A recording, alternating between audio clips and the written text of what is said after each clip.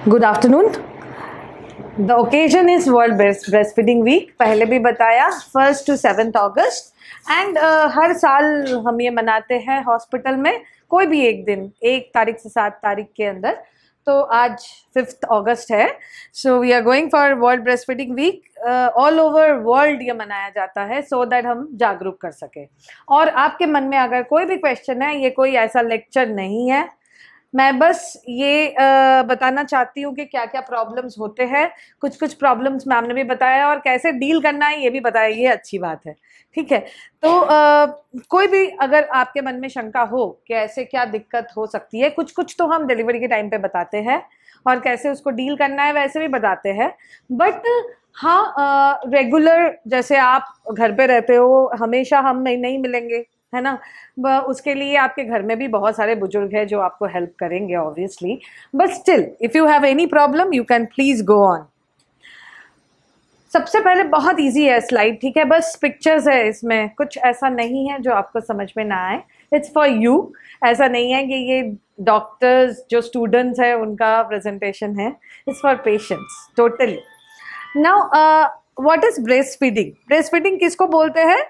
Breast से जो milk निकलता है, ह्यूमन मिल्क, सारे महिलाएं इसके लिए they have been given that boon by God that कि वो ब्रेस्ट फीड कर पाए, उसी को ब्रेस्ट फीडिंग बोलते हैं। अब ब्रेस्ट मिल्क डायरेक्टली बच्चा सक्शन करके ले सकता है, या अगर नहीं निकलता है, कई बार हम लोग ब्रेस्ट पंप से निकालते हैं या हैंड से भी एक्सप्रेस करवाते हैं। ठीक है ना। ये कुछ आंकड़े हैं, बहुत छोटे छोटे लिखे हैं, ठीक है, मैं बताती हूँ। इसमें ब्रेस्ट फीडिंग के फैक्ट्स जो है, कुछ चीज़ें बहुत ज़रूरी है। एक जो चीज़ सबसे इम्पॉर्टेंट है वो है एडवांटेजेस, कि ब्रेस्ट फीडिंग क्यों करानी चाहिए, अच्छी चीज़, अच्छी बात क्या है इसके बारे में। बहुत सारे लोग ब्रेस्ट फीडिंग नहीं कराना चाहते आजकल, पता है। ये motivation, again it's a thing of planning and motivation, क्योंकि ब्रेस्ट फीडिंग कराना भी कभी कभी बहुत मुश्किल होता है। वो मोटिवेट होना, बच्चा पूरी रात जग रहा है, आप बैठे बैठे पूरी रात उसको ब्रेस्ट फीडिंग करा रहे हो, उसके बाद अच्छे से सक्शन लैचिंग नहीं हो रही है, मतलब बच्चा अच्छे से आपके ब्रेस्ट के साथ अटैच नहीं है, तो दर्द भी हो रहा है, दूध भी जम रहा है, और फिर उसके बाद आपकी नींद भी नहीं पूरी हो रही है, तो मोटिवेशन खोने लगते हैं ना हम कि क्यों भैया, क्यों इतना मेहनत करना, कि बॉटल तो मिलती ही है, फार्मूला मिल्क तो प्रेजेंट है, तो पिला दे, ठीक है। बट ये जो ब्रेस्ट मिल्क है, माँ और बच्चा दोनों के लिए बहुत जरूरी होता है। माँ के लिए क्या क्या होता है? माँ के लिए एक तो वेट लॉस बहुत अच्छा होता है। मैम ने जो बताया, योगा तो जरूर करो, बट ब्रेस्ट फीडिंग जरूर करवाओ उसके साथ। वेट लॉस बहुत जल्दी होता है अगर आप ब्रेस्ट फीडिंग कराओ। और उसके साथ साथ आपके लिए, आपकी फायदे की बात कर रही हूँ अभी, और उसके साथ साथ बहुत सारे ऐसे कैंसर्स है जिसको ब्रेस्ट फीडिंग प्रोटेक्ट करता है, ठीक है। It is important for mother. और बच्चे के लिए तो अनगिनत एडवांटेजेस है, क्योंकि बच्चे के लिए ये एक कस्टमाइज्ड मिल्क है। मान लो कितना अच्छे तरीके से भगवान ने बनाया है, ऊपर वाले ने, भगवान ने बनाया है कि आपके बच्चे को एग्जैक्टली जो चीज़ चाहिए ना, वो आपके ब्रेस्ट मिल्क पे प्रेजेंट है। मान लो जिनका बच्चा प्रीटर्म पैदा हुआ टाइम से पहले, उनके लिए भगवान ऐसे ही बनाते हैं कि उस बच्चे को वही चाहिए होता है। वैसे ही जो टर्म बच्चा है उनके लिए वैसे ही बनता है। तो ये सबसे अच्छा आहार है एक बच्चे के लिए। और पहले महीने से 6ठे महीने तक सिर्फ ब्रेस्ट फीडिंग कराना होता है। बच्चे को पानी की ज़रूरत नहीं है, किसी भी चीज़ की ज़रूरत नहीं है, सिर्फ ब्रेस्ट फीडिंग कराओ आप। 7 से 12 महीने, उस टाइम पे हम कुछ फूड इंट्रोड्यूस करते हैं। 6ठे महीने के बाद खिचड़ी, दलिया, उसके साथ सब्जी मिला के, उसको वीनिंग बोलते हैं, ठीक है। लेकिन उस टाइम भी ब्रेस्ट फीडिंग कराया जाता है। और कब तक ब्रेस्ट फीडिंग आप कराओगे? 18 महीने तक, up to 18 months, 12 to 18 months भी आप वीनिंग कराओगे, उसके साथ आप ब्रेस्ट मिल्क भी उनको पिलाओगे, if it is possible for you, fine. But better है अगर आप पिलाओ तो। अब बच्चे में क्या क्या फायदा है? एक तो बच्चे के लिए वो इजीली डाइजेस्टेड होता है। जैसे बहुत लोग आके पूछते हैं, मैम गाय का दूध दे सकते हैं, कुछ और दे सकते हैं, या बच्चा वो बहुत अच्छे से पचा नहीं पाता। एक तो उसमें आपको डाइल्यूट करना पड़ता है, 1 पोर्शन दूध 2 पोर्शन पानी, उसी में गड़बड़ हो जाता है। पानी भी आप कितना बॉयल करके दे रहे हो पता नहीं, उसमें इन्फेक्शन हो गया, कुछ हो गया। सो इजीली डाइजेस्टेड है, ये सबसे अच्छा पार्ट है। सेकंड पॉइंट, बच्चे के ग्रोथ और डेवलपमेंट, दिमाग के भी डेवलपमेंट के लिए ब्रेस्ट मिल्क बहुत अच्छा है, ठीक है, सबसे अच्छा है, बहुत नहीं सबसे अच्छा है। बाकी जो बच्चे बाद में जाके एलर्जी से पीड़ित होते हैं या डायबिटीज होते हैं, हाइपरटेंसिव होते हैं, उसमें पर्टिकुलरली रिसर्च से ये देखा गया है कि वो बच्चे माँ का दूध कम पिए हैं, तभी ये सारे समस्याएं, बाकी बहुत सारे जो डिजीजेस वो उनमें ज्यादा हो रहे हैं। उसके अलावा बॉन्डिंग, माँ के साथ जो इमोशनल बॉन्डिंग होता है बच्चे का, अगर आप ज़्यादा ब्रेस्ट मिल्क पिलाओगे, बच्चे को साथ रखोगे, अपने साथ अटैच्ड रखोगे, वो बहुत ज़्यादा होता है, ठीक है। तो बच्चे के लिए तो इम्पॉर्टेंट है ही, माँ के लिए और ज़्यादा इम्पॉर्टेंट, माँ के अपने फायदे की बात है ना, ठीक है। ये स्टैटिस्टिक्स जो है ना आंकड़े इसलिए दिखाया गया है, पता है 35%, ये बस ये दिखाने के लिए कि 35% लोग पिलाते ही नहीं है, ब्रेस्ट मिल्क पिलाते ही नहीं है, 5% एक हफ्ते में छोड़ देते हैं, 18% महीने भर में छोड़ देते हैं, बस 42% लोग हैं जो ब्रेस्ट फीडिंग कराते हैं। So we have given a training as a gynaecologist और एज अ पीडियाट्रिशियन, ऐसे state wise and national level पे बहुत सारे यंग चाइल्ड न्यूट्रिशन पे ट्रेनिंग होता है। उसमें सारे इवन गवर्नमेंट मेडिकल कॉलेज में भी बहुत ज़्यादा प्रेशराइज किया जाता है, या बहुत ज़्यादा बोलते हैं कि आप मोटिवेट कीजिए कि बच्चा दूध पिए, है ना, बच्चे को आप ज़्यादा दूध पिलाए और माँ को मोटिवेट कीजिए कि वो दूध पिलाए, क्योंकि दूध पिएंगे तभी बच्चे का डेवलपमेंट अच्छा होगा और तब माँ के लिए भी फायदा होगा। और ये जो आंकड़े हैं ये कुछ चेंज होंगे, जो ऑब्वियसली देश के लिए अच्छा है। आगे की पीढ़ी अच्छी बनेगी तो वो देश के इकोनॉमी और देश के लिए बेहतर है, ठीक है। ये देखिए, ये ब्रेस्ट मिल्क का कॉम्पोजिशन है, इतना ज़्यादा नहीं जाएंगे अंदर, बट बस ये दिखाना है कि पानी, protein, carbohydrate, fat, antibody, hormone, human milk, oligosaccharides, vitamin, minerals, मतलब जो जो अच्छी चीज सोच सकते हैं ना, सब ब्रेस्ट मिल्क में है। तो दूसरा चीज क्यों ढूंढने जा रहे हैं, क्यों फॉर्मूला फीड में इतना सोचे, ठीक है ना। ये इंपॉर्टेंट है, how to store breast milk. बहुत लोग पूछते हैं, क्योंकि वर्किंग मदर्स होते हैं बहुत, जो ज्वाइन कर लेते हैं, पूछते हैं कि मैम कैसे पिलाए पूरे दिन बच्चे को। ये इंपॉर्टेंट है कि आप रूम टेम्परेचर में वो ब्रेस्ट मिल्क जो है उसको 4 से 6 घंटे रख सकते हो नॉर्मल टेम्परेचर में।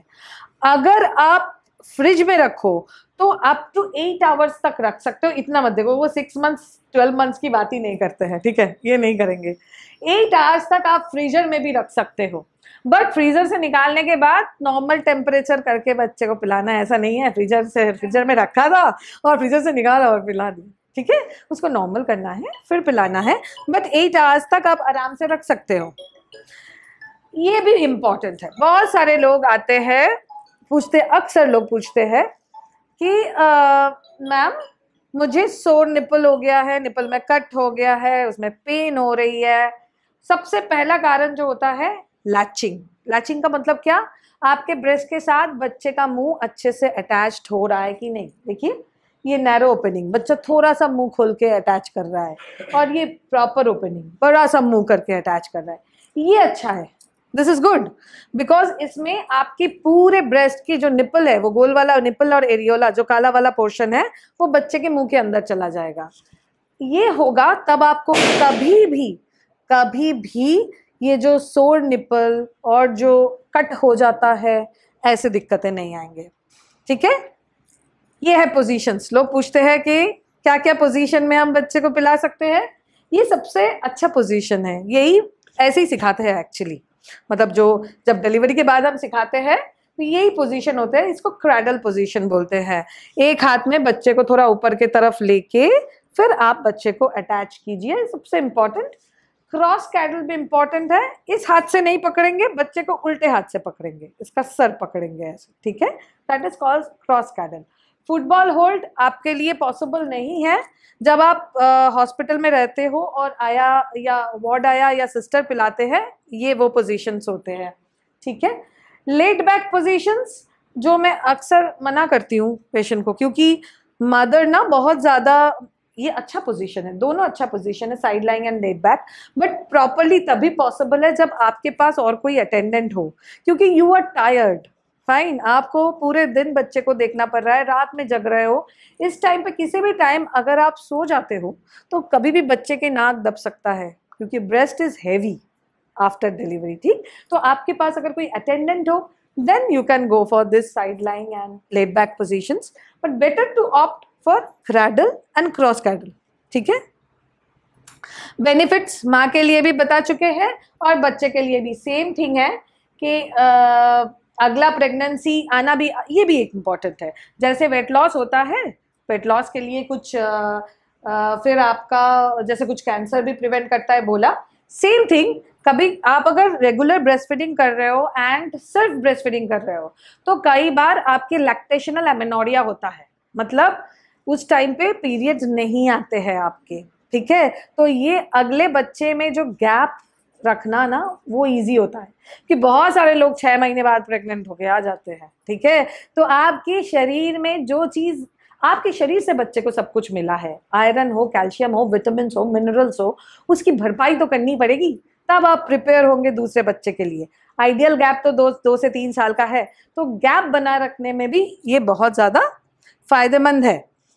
इसमें है कॉन्ट्रा इंडिकेशन, कब आप बच्चे को दूध नहीं पिलाओगे, बहुत कम ऐसे कंडीशंस होते हैं, उसमें कुछ कुछ एंटी साइकेट्रिक ड्रग्स अगर आप ले रहे हो, या आपको HIV इन्फेक्शंस है, या बहुत ज़्यादा हेपेटाइटिस B, C, इन सब में मना करते हैं।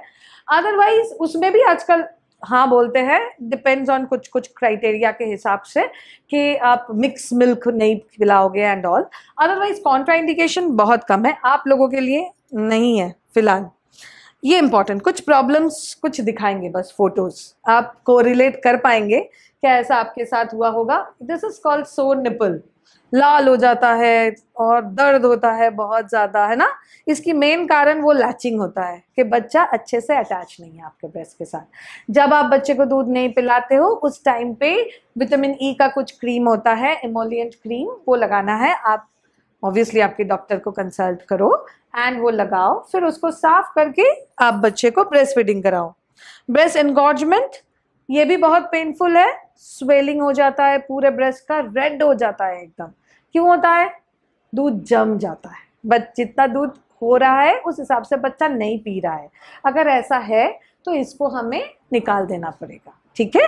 नहीं तो ये अगर होगा ना तो पेनफुल तो है ही, उसके साथ फीवर आ जाएगा, ठीक है। फीवर आएगा तो जो सिजारियन सेक्शन के पेशेंट है आप उनके स्टिच पे भी असर पड़ेगा, है ना। फिर आपकी रिकवरी भी हैम्पर होगी, क्योंकि आपकी बॉडी में फीवर आता है, एक इन्फेक्शन का प्रोसेस तो चल रहा है।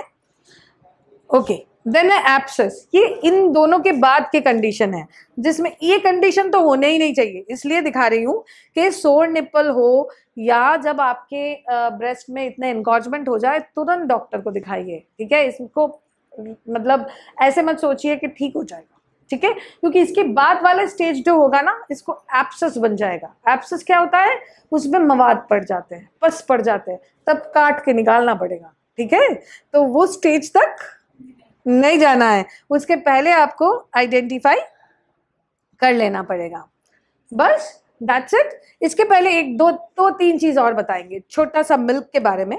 जैसे ब्रेस्ट मिल्क का ना ये भी डिलीवरी के बाद लोग पूछते हैं कि जैसे शुरुआत में हम देखते हैं मिल्क आ रहा है कि नहीं, पहले एक चिपचिपा मिल्क आता है येलोइश, ठीक है। लोग बोलते हैं इसको पिलाए ना पिलाए। मैम जरूर पिलाइए, उसका नाम कोलोस्ट्रॉम है, ठीक है, दैट इज़ वेरी गुड। उसमें एंटीबॉडीज होते हैं, वो भी आपके बच्चे के लिए बनाया गया है। पहले 3 से 5 दिन ऐसे कोलोस्ट्रॉम ही निकलता है, 5 दिन के बाद ट्रांजिशनल मिल्क होता है जो थोड़ा ऑरेंजिश होता है, मतलब वाइट भी है उसके साथ थोड़ा ऑरेंज जूस मिला हुआ है ऐसा लगेगा, ठीक है, थोड़ा सा उससे पतला, लेकिन उसमें भी विटामिन मिनरल्स ये सब कुछ होता है। फिर लास्ट जो मिल्क होता है वो हाइंड मिल्क होता है, वो जो प्रॉपर मिल्क निकलता है वो होता है। उसमें पानी का मात्रा भी होता है, कार्बोहाइड्रेट्स भी होता है एंड फैट्स भी होता है। तो ये सारे मिल्क बच्चे के लिए इम्पोर्टेंट है। कोई भी ऐसा नहीं है कि शुरुआत हो गए तो नहीं ये नहीं पिलाना है, ये वाला मिल्क पिलाना है।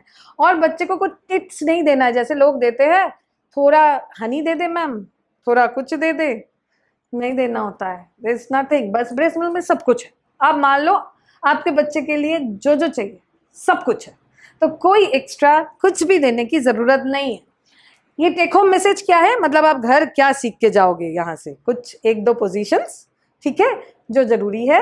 बच्चे के लिए ये फ़ायदेमंद क्यों है, आपके लिए ये फ़ायदेमंद क्यों है, और पहले 6 महीने ज़रूर से ज़रूर बच्चे को पूरा सिर्फ ब्रेस्ट फीडिंग करवाइए। 2-2 घंटे में बच्चे को पहले ब्रेस्ट फीडिंग कराना पड़ता है, लेकिन 2-2 घंटे से अच्छा उपाय क्या है, कम से कम ये आप देख लो कि आपका बच्चा जैसे प्रॉपर वेट होता है ना बच्चे का, जैसे नॉर्मल 2.5 kg के ऊपर, तो वो बच्चा अपने आप डिमांड करने लगता है। पहले 1-2 दिन, 3 दिन, 5 दिन, 7 दिन शायद आपको 2-2 घंटे में पिलाना पड़ेगा। उसके बाद वो भूखा होगा, खुद डिमांड करेगा, रोएगा ऑब्वियसली, तो आप पिलाओगे। और आप कैसे समझोगे बच्चे का पेट भर रहा है? इट्स ओके, कम से कम 10 से 15 बार टॉयलेट होनी चाहिए बच्चे को। अगर यूरिन पास हो रहा है that means you are giving proper milk, आप प्रॉपर मिल्क दे रहे हो। फिर उसके साथ और क्या सीख के जाओगे कि mother should be in a very relaxed position, ठीक है, कि बहुत अच्छे से अपने आप को रिलैक्स करके तब बच्चे को फीड कीजिए, अच्छा पोजीशन करके। और ये बच्चे के लिए भी एक इमोशनल सपोर्ट है। अलॉन्ग विद दैट ये आपके वेट लॉस में भी बहुत ज़्यादा हेल्प करता है। तो कुल मिला के breast feeding is good for you and your baby. Fine, thank you. कोई भी क्वेश्चन आपको लगे कि आपको पूछना चाहिए या कुछ भी मन में ऐसा शंका हो ब्रेस्ट फीडिंग से रिलेटेड कि हाँ हमें पूछना चाहिए या समझ में नहीं आया, तो आप पूछ सकते हैं। रश्मित है, प्रॉब्लम सॉल्व, गुड। रश्मित की भी प्रॉब्लम थी, सबकी होती है, सब लोग आके ब्रेस्ट फीडिंग में बहुत मोटिवेशन चाहिए होता है। तो ये मुझे लगता है ये सबसे ज़्यादा रोल इसमें डॉक्टर का होता है ऑब्वियसली, लेकिन सिर्फ डॉक्टर नहीं, जितने नर्सेज होते हैं, जितने वार्ड आयाज होते हैं, इवन आपके पीडियाट्रिशियन होते हैं, पीडियाट्रिशियन भी बहुत बोलते हैं, वो लोग तो गुस्सा करते हैं अगर आप ब्रेस्ट फीड नहीं करते हो। तो वो सबके लिए सबकी रिस्पॉन्सिबिलिटी है और आपकी भी है कि आपका बच्चा आगे जाके स्वस्थ रहे और आप भी स्वस्थ रहो, ठीक है।